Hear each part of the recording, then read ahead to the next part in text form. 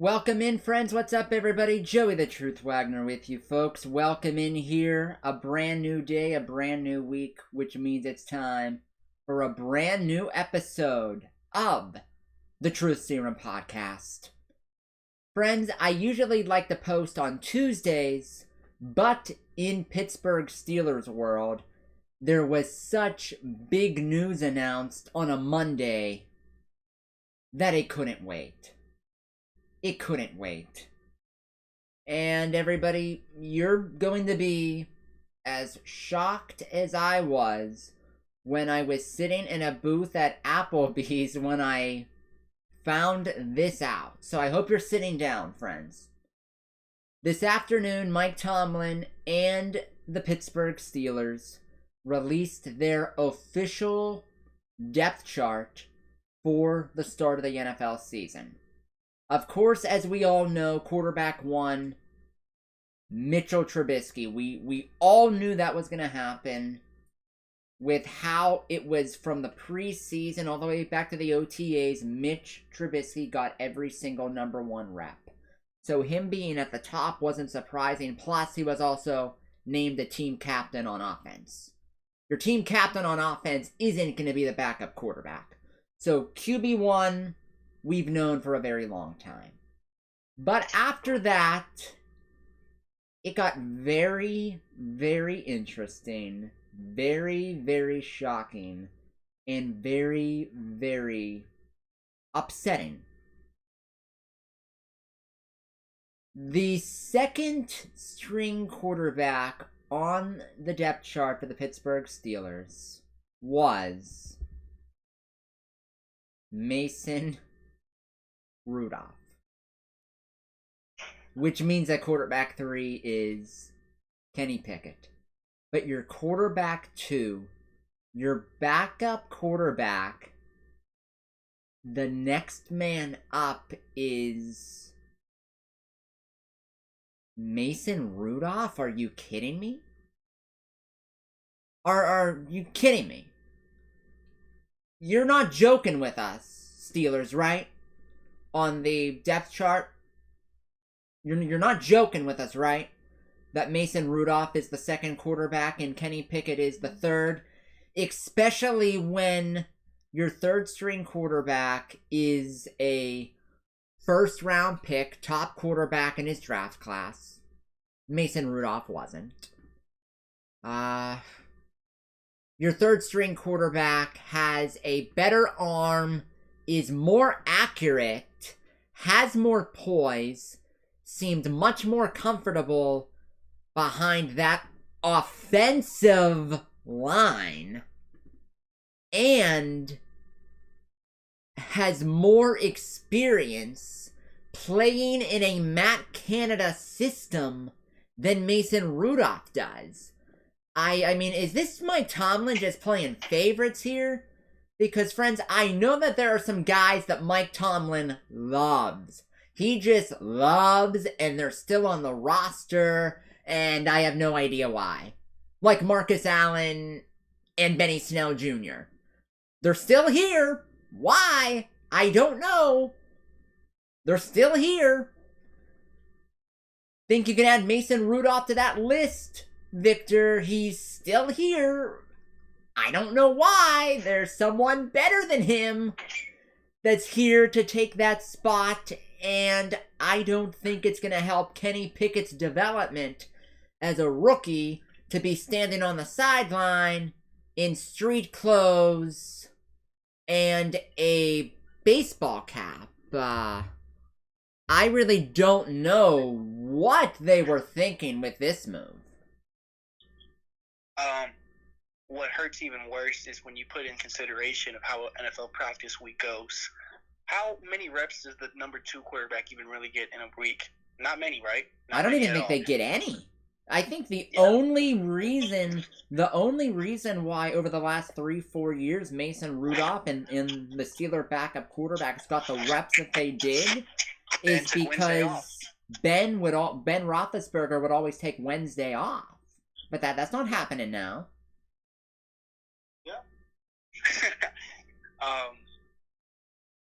I'm at a loss for words, man. I can't even fathom that decision as an organization of how you see Kenny in the preseason, and then you make the adjustments in preseason. You let him play with the twos. You even let him play with the ones. You took this guy in the first round. If this was a third-round pick, I guess it would make a little more sense, right? Yes. God, even if he was a second-round pick, I guess you can understand. This was your first-round pick. The first quarterback taken in the draft, the best quarterback on your roster, let's just call it what it is. And he's going to be in street clothes, just watching everything happen. I don't even think that's helping his development. I'm not against Mitch being number one. I don't think you are either. As much as we don't want that to be the case, we understand, right? Yes, we're fine with it. I understand the circumstances. I don't But we were fine with it under the assumption that Kenny was the guy right behind him, getting whatever little snaps in the practice, going through a work week. Now Kenny's not going to get anything. And oh my God, it just doesn't feel real, man. It just doesn't feel real. It's almost like, why did you take the kid then? Why? This isn't 1985. It's not 1974. It's not where you can have your rookie quarterback sit for an entire season. You're eating through year one of that rookie deal, and it's not like Alex Smith, Patrick Mahomes, where Alex Smith was a legitimate Pro Bowler with the Chiefs. Yes. And Patrick Mahomes was very raw.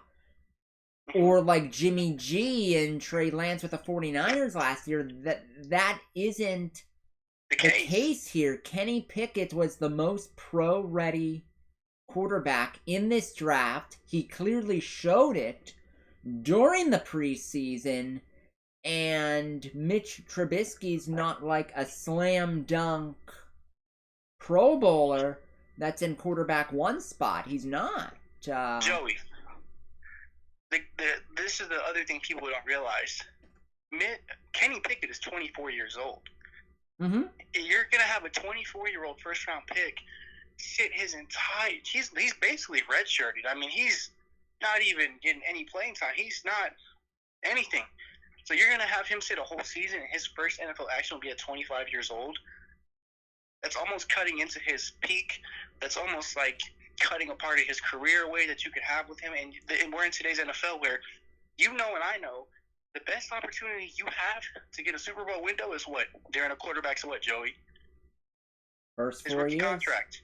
First 4 years, and you're just cutting a year right off the nose is what you're doing. It makes absolutely no sense.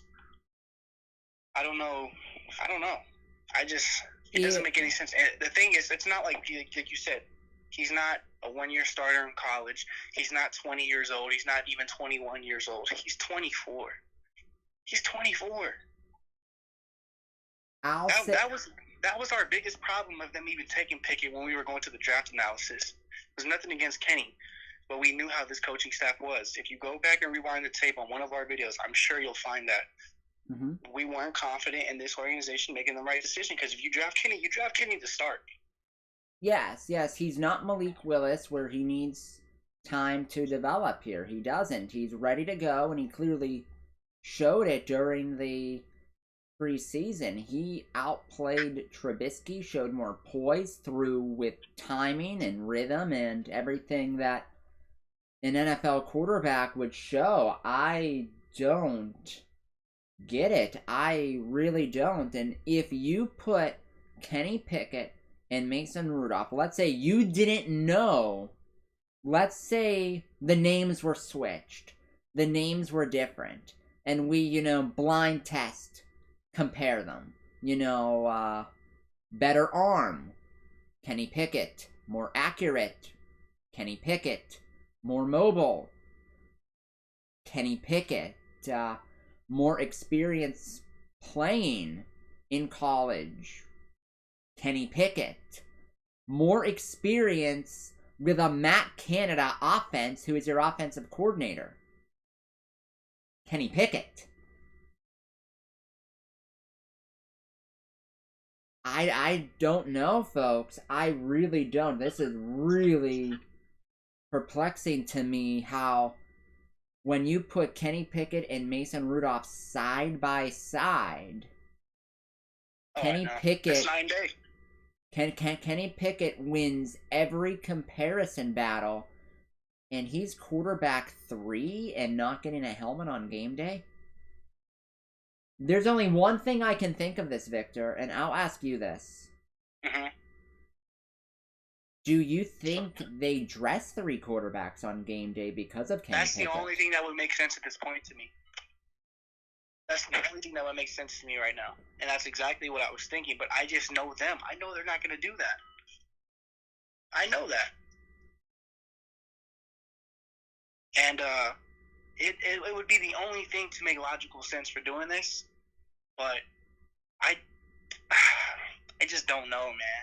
It almost like just ruined my day in a sense, because, you get excited for the season. You get excited, you understand Mitch is the guy. You're cool with that, and you think at one point Kenny's going to come in and take off and be your future. Yeah, now we have to wait a whole other year? Yeah, can we sort of say that Steeler fans aren't excited to watch Mason Rudolph play? They're not. No! Mason Rudolph doesn't even deserve to be on this team anymore. The guy he went 3-0 in his last series, the last time we saw him play. They put him in for garbage time. Why are you even putting Kenny out there then with the twos? Why are you misleading not just everybody, but even the team? If you're in that locker, look, I'm telling you from someone who's played the sport. When you play the sport, and at least how it was when I was playing, before week 1, before we go play wherever we play, coach puts that paper on his door before his office, starting lineup. You look at it, you know where you're at. But if you see a guy that worked his tail off, that was confident, that was good, as a backup, you as the team starts to question stuff. You get what I'm saying? Mm-hmm. You look around like, wait, what?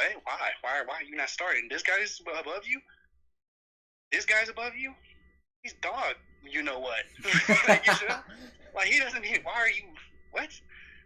I don't, that can hurt your culture in a sense too. I don't know if it's going to go that far. These are grown men. But I just know me as a player. I'm sitting there, and I got a tight end who's young and really good, and they put him at a third string because there's a other tight end that could block. I'd be like, why? You're more dynamic. It's just things like that. I don't know. They run this team like it's 1975. That's all I know. Yeah, and you can't. It's not a defensive league anymore, and I know that there's a lot of great qualities that Mike Tomlin has, but this isn't one of them, Victor. I guarantee that an offensive coach wouldn't do this. No, I know. My whole problem with Tomlin as of lately, it does feel that every move the organization makes is almost very egotistical. We got this. We can handle this. Standard is the standard. We don't listen to the outside, And the standard is now gone from winning Super Bowls to just not having a losing season. Let's be honest about it. The standard has fallen big time. Steelers fans, I don't try to. It's a stance I'm not moving on. The standard has been lowered. I'm not saying all of you Steelers Nation, but quite a few Steeler fans I know were more upset over the name of Heinz Field being changed than getting clocked in the playoffs by the Chiefs in Wild Card Weekend last year. Yeah, the standard is dropped. You're absolutely right. I know the standard has dropped within a fan base. However, I don't want it to be. I don't know if it's like that in that locker room. I don't know if it's like that within that coaching staff. If you're a defensive coach, I think Tomlin's. I'd go that far. He's the top 5 coach in this league. However, situationally is where he is the weakest at, in game and off the field. Situationally, you understand what you have in that quarterback room, right? How do you not make that move? Tomlin gets final say. Mm-hmm. Especially with a new GM coming in with Omar Khan. He's the top dog in that building. Mm-hmm. Art Rooney lets him do whatever. Let's be honest. Mm-hmm. Omar Khan is not telling Mike Tomlin what to do. So, I don't know, man. You just wish that you wish Mason gets hurt. No, I'm joking, but that's just like, come on. Well, Victor, there are two main points in this schedule where I would have thought, it could have been an advantage for Kenny to come in and play after the Week 3 game at Cleveland, because you have the longer preparation week than playing the Jets, and then after the bye. And I don't think that's going to happen right now. I really don't. Could you assume maybe? I know this is such a wild card, but I know we're just going. Could you assume they name him number 2, so maybe teams around the league that are really low at quarterback be like, dang, Mason Rudolph's over Kenny Pickett? I know it's as simple as turning the tape on, but it's like, let's go grab Mason Rudolph. That's a very valuable piece. You know what I'm trying to say? Hollywood did bring that up to me. He did ask me that question, and I don't think that's the case because for the 31 other teams, the tape doesn't lie. Yeah. The tape doesn't lie. But there it is, Steelers Nation. There it is, Steelers Nation. The depth chart released today. Quarterback 1, Mitchell Trubisky. Quarterback 2, Mason Rudolph. Quarterback 3, Kenny Pickett. Steelers Nation, we would love to read and hear about your thoughts on this. You can leave it in the comment section below. And Steelers Nation, just to let you know, friends, the party for us begins next Sunday as we will be live for week number 1. Our first regular season live stream of the season for the Black and Gold as the Steelers play the Bengals for the 1 p.m. kickoff. And we will be live early for that. Thank you so much, Victor, for coming on again for our second episode of the True Serum podcast. Always, man. It doesn't feel like much of a party anymore coming up, but hey, I'm more than excited. We'll make it be a fun party then. We'll make it fun. For Victor, Joey the Truth Wagner signing off. Everybody, God bless. Enjoy your week, and we will see you for Steelers and Bengals on Sunday.